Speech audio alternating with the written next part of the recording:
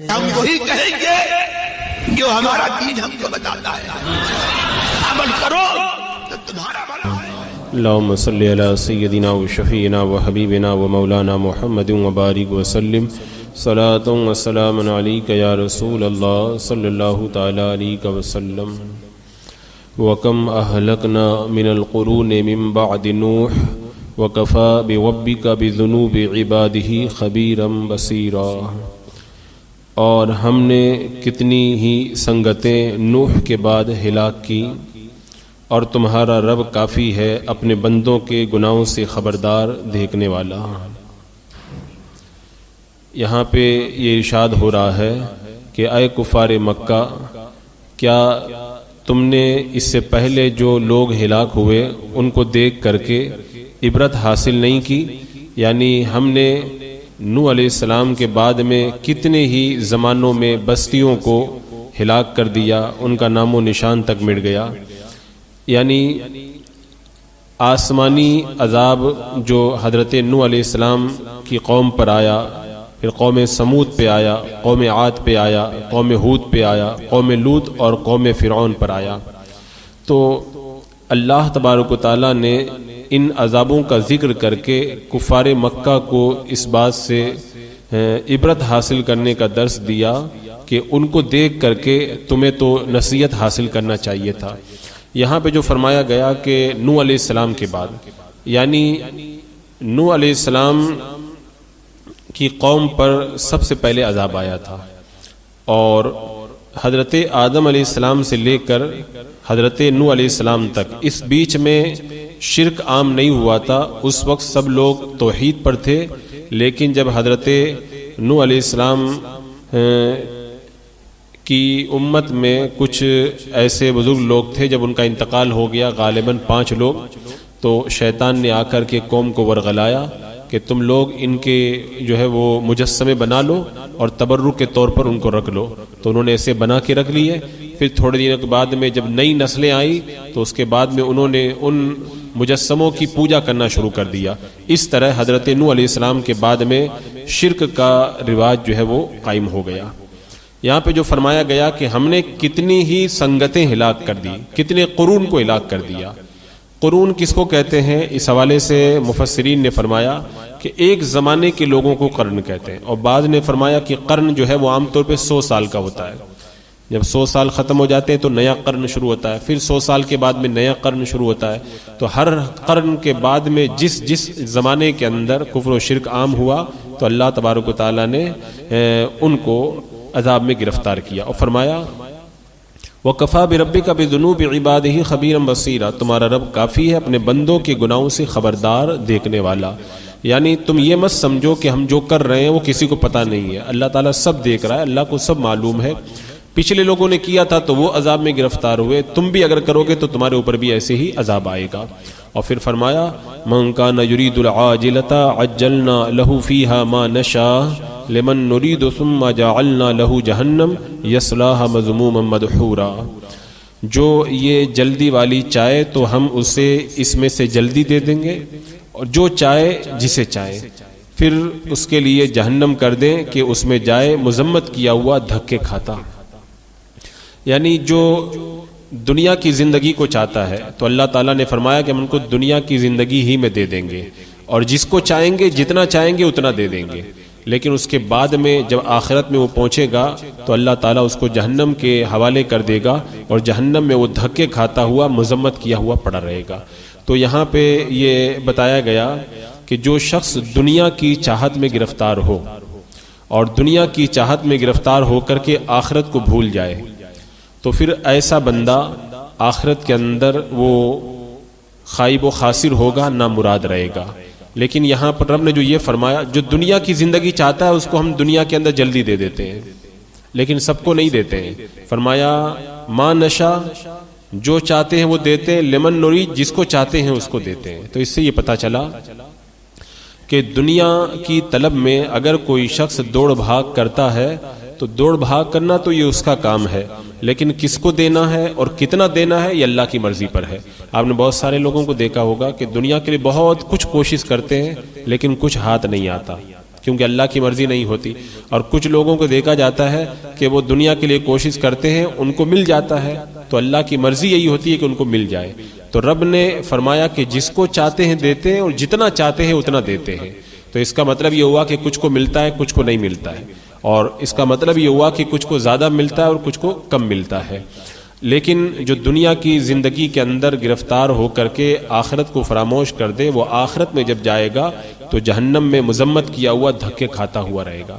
یہاں پہ ایک بات ذہن میں یہ سوال پیدا ہو سکتا ہے کہ بہت سارے مسلمان بھی دنیا کے اندر گرفتار ہوتے ہیں اور دنیا کے کام کاج میں لگے رہتے ہیں, تو کیا ان کے اوپر بھی عذاب ہوگا؟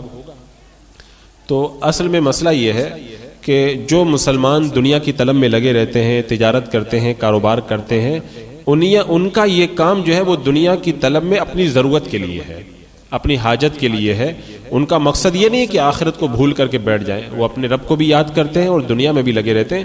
تو ایسے شخص کے اوپر مذمت نہیں ہے. اور یہ جو مذمت کی گئی ہے ان کافروں کی مذمت کی گئی ہے جو دنیا کی لالچ میں گرفتار ہو کر آخرت کو تباہ کر بیٹھتے ہیں اور آخرت پر ایمان نہیں لاتے. لیکن جو بندہ آخرت پہ ایمان لائے اور جتنی ضرورت ہے اس کے لیے جائز طریقے سے دنیا بھی کمائے, تو اس بندے کے اوپر جو ہے وہ کوئی اعتراض نہیں ہے. اور یہاں پر ایک چیز, یہ سوال یہ بھی ہے کہ جو بھی دنیا طلبی کا ارادہ کرے, اللہ نے فرمایا ہم اس کو دنیا دے دیتے ہیں. حالانکہ ہم دیکھتے ہیں کہ بہت سارے لوگ دنیا کے لیے دوڑ بھاگ کرتے ہیں, ان کو کچھ بھی نہیں ملتا ہے. تو اس کا جواب یہ ہے کہ اللہ تعالیٰ نے یہ تو فرمایا کہ جو دنیا مانگتا ہم دنیا دے دیتے ہیں, لیکن ساتھ میں دو باتیں یہ بھی کہیں, دے دیتے ہیں لیکن جس کو چاہتے ہیں اس کو دے دیتے ہیں, اور یہ کہا کہ جتنا چاہتے ہیں اتنا دے دیتے ہیں. تو اس سے یہ پتہ چلا کہ دنیا کی طلب میں چلنے والے کی من کی مراد پوری ہو یہ کوئی ضروری نہیں, اللہ کی مرضی پر ہے. اللہ تعالیٰ چاہے تو دے دے اور رب چاہے تو نہ عطا فرمائے. اس کے بعد میں فرمایا ومن اراد الآخرة وسعى لها سعيها وهو مؤمن فاولئك كان سعيهم مشكورا. اور جو آخرت چاہے اور اس کی سی کوشش کرے اور ہو ایمان والا تو وہ انہی کی کوشش ٹھکانے لگی. یعنی پہلے بتایا دنیا کے طلبگار کے لیے کیا ملتا ہے, اب اس کے بعد میں آخرت کے طلبگار کو بتایا جا رہا ہے کہ جو بندہ آخرت کی طلب کے اندر لگ جاتا ہے اور آخرت کے لیے کوشش کرتا ہے تو اللہ تبارک و تعالی اسے کوشش کو کامیاب بنا دیتا ہے. یہاں پر اللہ تعالیٰ نے کامیابی کے لیے 4 شرطیں بتائی. 4 شرطیں کون سی بتائی؟ سب سے پہلے نیت صحیح ہو, بندہ آخرت کی طلب میں لگے, اس کی نیت صحیح ہو. اگر نیت میں کھوٹ ہے تو پھر آخرت اس کو نہیں ملتی ہے. جو بھی کام کرے خلوص کے ساتھ کرے, اللہ کی محبت میں کرے, اللہ کی رضا کے لیے کرے, لوگوں کو دکھانے کے لیے نہ کرے, کسی اور مقصد کے لیے نہ کرے. دوسری بات, نیت صحیح کرنے کے بعد میں پھر آخرت کے لیے عمل کرے. اللہ نے فرمایا نا کہ جو آخرت کا ارادہ کرے یعنی نیت صحیح ہو, وسعى لها سعيها, اور آخرت کے لیے کوشش بھی کرے. ایسا نہیں کہ میری نیت تو بہت اچھی ہے اب کوشش کرنے کی ضرورت نہیں. نیت اچھی ہو اور ساتھ میں آخرت کے لیے بندہ کوشش بھی کرے, نماز بھی پڑھے, روزہ رکھے, حج زکوٰۃ کرے, جہاں جہاں نیک کام کی ضرورت ہے وہاں پر نیک کام کرے. یہ دوسری شرط. اس کے بعد تیسری شرط ہے کہ اس کا عمل صحیح بھی ہو. ایسا نہیں کہ کام تو اچھا کر رہا لیکن کام صحیح ہے ہی نہیں. جیسے مثال کے طور پر عید کے دن روزہ نہیں رکھنا چاہیے اور عید کے دن روزہ رکھ رہا ہے, تو کام تو اچھا کر رہا لیکن یہ کام اس کا صحیح نہیں ہے. اسی طریقے سے جب طلوع آفتاب جب وہ مکروہ وقت ہوتا ہے ایسے وقت میں نماز پڑھنا جائز نہیں ہے. اس وقت میں نماز پڑھ رہا ہے, نماز اچھی چیز ہے لیکن کام اس کا یہ اچھا نہیں ہے کیونکہ ایسے وقت میں نماز پڑھنے سے منع کیا گیا ہے. تو نیت بھی اچھی ہو, کام بھی بندہ کرے, اور کام جو کرے وہ صحیح بھی کرے, اپنی مرضی سے الٹا سیدھا کام نہ کرے. اور اس کے بعد میں چوتھی شرط کیا ہے؟ وہ ہوا مؤمن, اس کا عقیدہ بھی صحیح ہو, مسلمان بھی ہو. کیونکہ اگر عقیدہ صحیح نہیں ہے تو چاہے کتنی بھی بندہ کوشش کر لے. جوگیوں نے کم محنت نہیں کی ہے, وہ ساری زندگی جو ہے وہ جنگل میں بیٹھ کر کے جوگی پن کرتے رہ گئے لیکن ان کو کچھ فائدہ حاصل نہیں ہوا. نہ بھوکے رہنے سے کوئی فائدہ حاصل ہوا, نہ ان کی ریاضت اور مجاہدہ سے انہیں کچھ ملا. کیونکہ آخرت میں کامیاب ہونے کے لیے اللہ نے 4 شرطیں بتائی. نیت اچھی ہو, بندہ کوشش کرے, کوشش صحیح ڈھنگ سے کرے, غلط طریقے سے نہ کرے, شریعت کے مطابق کرے, اور بندہ ایمان والا ہو, عقیدہ اس کا صحیح ہو. تو کیا ہوگا؟ فَأُولَٰئِكَ كَانَ سَعْيُهُمْ مَشْكُورًا, تو انہی کی کوشش ٹھکانے لگی, یعنی ان کی کوشش جو ہے وہ کامیاب ہو گئی اور یہی لوگ جو ہے وہ آخرت کے اندر کامیاب اور کامران ہو گئے. حضرت محمد بن عجلان رضی اللہ تعالیٰ عنہ فرماتے ہیں کہ جنت میں جانے کے لیے 3 شرطیں ہیں. پہلی شرط ہے نیت صحیح ہو، اور دوسری شرط یہ ہے کہ ایمان پکا سچا ایمان ہو، اور تیسری شرط یہ ہے کہ عمل صحیح ڈھنگ سے کرے. لوگوں نے پوچھا کہ حضرت جنت میں جانے کی آپ نے 3 شرطیں بتائی ہیں، یہ کہاں سے بتائی ہیں؟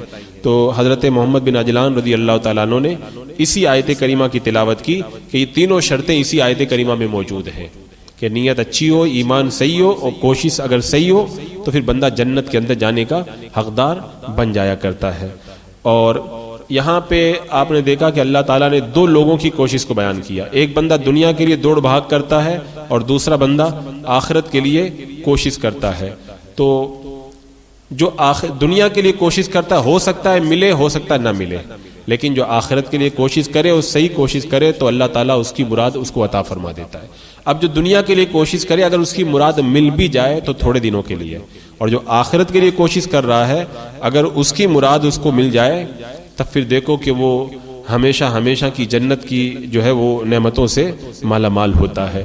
تو یہاں پہ بتا دیا گیا کہ تمہارے سامنے دونوں راستہ ہے، چاہو تو دنیا کے لیے کوشش کرو اور چاہو تو آخرت کے لیے. اگر دنیا کے لیے کرو گے تو تھوڑے دن کا مزہ ہے، اس کے بعد میں سزا ہی سزا ہے، اور آخرت کے لیے کوشش کرو گے تو یہاں بھی اللہ تم سے راضی اور قبر میں بھی رب تم سے راضی، اور پھر اللہ تعالیٰ اس کے صلہ میں تم کو جنت کی جو بہاریں نصیب فرمائے گا. کیونکہ اللہ تعالیٰ خود فرما رہا ہے نا کہ فَأُولَٰئِكَ كَانَ سَعْيُهُمْ مَشْكُورًا، کہ اس کی کوشش ٹھکانے لگی. آپ جب کسی کام کے لیے کوشش کرتے ہیں کہتے ہیں کہ میری کوشش تو کامیاب ہو گئی، میں اپنے مقصد میں کامیاب ہو گیا. تو جو آخرت کے لیے کوشش کرتا ہے اس کے لیے رب نے فرمایا کہ وہ کامیاب ہو گئے، ان کی کوشش جو ہے وہ کامیاب ہو گئی. تو اب بندے کو چاہیے کہ وہ جب کوشش اگر کرنا ہی ہے تو پھر ایسی چیز کی کوشش کیوں کرے جو مرنے کے بعد ختم ہو جائے اور ہمیشہ جہنم میں رہنا پڑے. کوشش ایسی کی جائے کہ دنیا بھی آباد اور آخرت بھی آباد. آپ دیکھ لیں بادشاہوں نے کوشش کی، جنگیں کی، ملک فتح کیے، ملک بنائے، حکومت کی، عیاشیاں کی، اچھی اچھی غذائیں کھائی، نہ جانے کیا کیا کیا، لیکن دنیا سے چلے گئے، کچھ ہاتھ نہیں آیا، سب ختم ہو گیا. اور اللہ والوں نے کوشش کی آخرت کے لیے. تو آج بھی رب کی بارگاہ میں تو ان کے جو درجات ہیں وہ درجات ہیں ہی.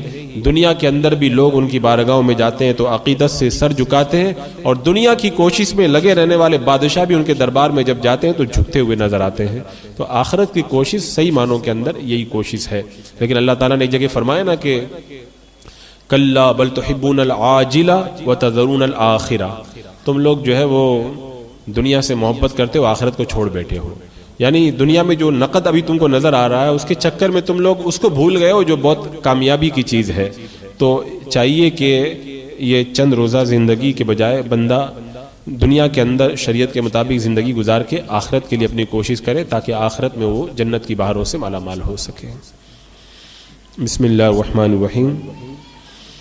اللهم صل على سيدنا ومولانا محمد وبارك وسلم صلاة وسلاما عليك يا رسول اللہ. یا اللہ یا رحمان یا رحیم العالمین، اپنے محبوبان بارگاہ کے صدقے میں مولا اعمال صالحہ کی توفیق عطا فرما. قرآن کے نور سے مولا ہمارے سینوں کو مولا معمور فرما دے. ایمان پہ زندگی، ایمانی پر موت نصیب فرما. ربنا تقبل منا انك انت السميع العليم وتب علينا انك انت التواب الرحيم. ان الله وملائكته يصلون على النبي يا ايها الذين امنوا صلوا عليه وسلموا تسليما. اللهم صل على سيدنا وشفيعنا وحبيبنا مولانا محمد وبارك وسلم صلاة وسلاما عليك يا رسول الله.